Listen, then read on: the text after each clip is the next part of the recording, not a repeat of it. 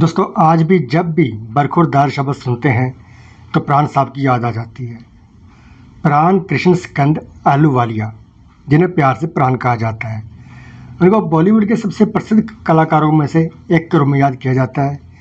350 से अधिक फिल्मों के शानदार करियर के साथ प्राण को उनके अपार योगदान के लिए प्रतिष्ठित दादा साहब फाल्के पुरस्कार और पद्म भूषण से भी सम्मानित किया गया।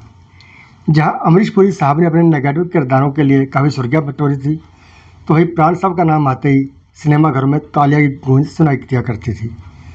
प्राण अपने किरदार में इतनी जान फूंक देते थे कि वह सचमुच के खलनायक लगते थे। प्राण साहब का जन्म 12 फरवरी 1920 को प्राण कृष्ण स्कंद के रूप में हुआ।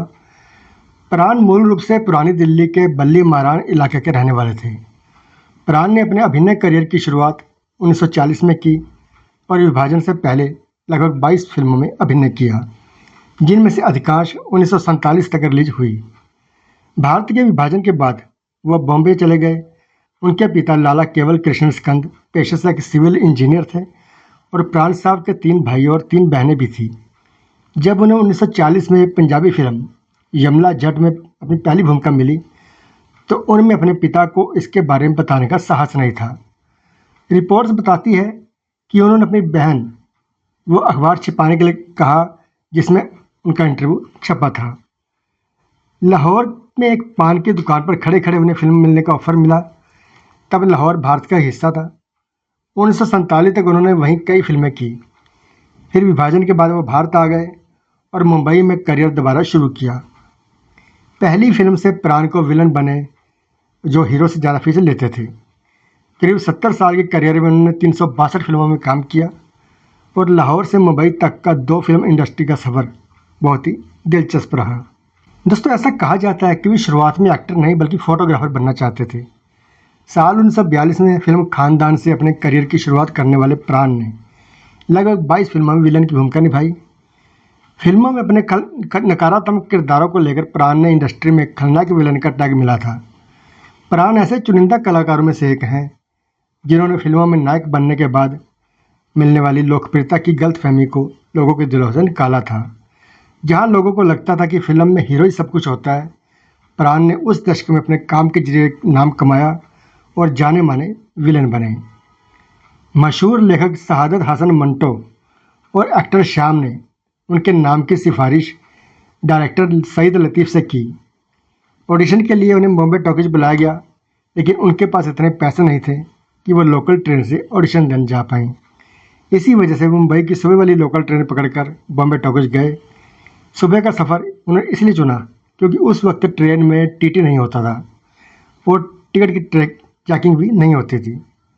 ऑडिशन देने के बाद प्राण को फिल्म जिद्दी में काम करने का मौका मिला। इस फिल्म के लिए उन्हें 500 महीना सैलरी देने की बात हुई। ऐसा भी कहा जाता है कि प्राण फिल्म में हीरो से ज़्यादा फीस लिया करते थे। कुछ मीडिया रिपोर्ट्स की माने तो फिल्म डॉन के लिए अमिताभ बच्चन ने जहाँ 2.5 लाख रुपये लिए थे, वहीं प्राण ने उन दिनों में 5 लाख रुपये लिए थे। फिल्म प्रोड्यूसर भी उनको पैसा देने से कभी पीछे नहीं हटते थे, क्योंकि उन्हें पता था कि एक बार प्राण ने फिल्म साइन कर ली तो फिर फिल्म का हिट होना तय है। प्राण ने अपने करियर में देवदास, डॉन, जंजीर, मजबूर, दोस्ताना, अमर अकबर एंथनी और जोनी मेरा नाम जैसी शानदार फिल्में दी हैं। बहुत से लोग नहीं जानते होंगे कि एक अभिनेता के रूप में प्राण की पहली भूमिका 1938 की है, जिसमें उन्होंने शिमला में एक स्थानीय रामलीला के शो के दौरान सीता से लेकर मदनपुरी के राम तक का किरदार निभाया था। फिल्म जिद्दी हिट रही, जिसके बाद प्राण को 3 और फिल्मों में ऑफर आ गए। साथ ही ये बात भी फैल गई कि हर फिल्म के लिए 500 फीस चार्ज करते हैं, क्योंकि इतनी फीस ही हीरो भी लिया करते थे। इस तरह से वो विलन बने जिनकी फीस हीरो से ज़्यादा थी। एक बार उनके पास एक फिल्म का ऑफ़र आया, उन्होंने काम करने के लिए हामी भर दी, लेकिन प्रोड्यूसर ने कहा कि 500 फीस नहीं देंगे, क्योंकि फिल्म के हीरो की ही फीस उतनी है। प्राण ने फिल्म करने से मना कर दिया। बाद में उस प्रोड्यूसर को 100 रुपये ज़्यादा फीस देकर उन्हें कास्ट करना पड़ा। इस तरह उन्होंने हीरो से ज़्यादा 600 रुपये प्रति महीना उस फिल्म के लिए लिए।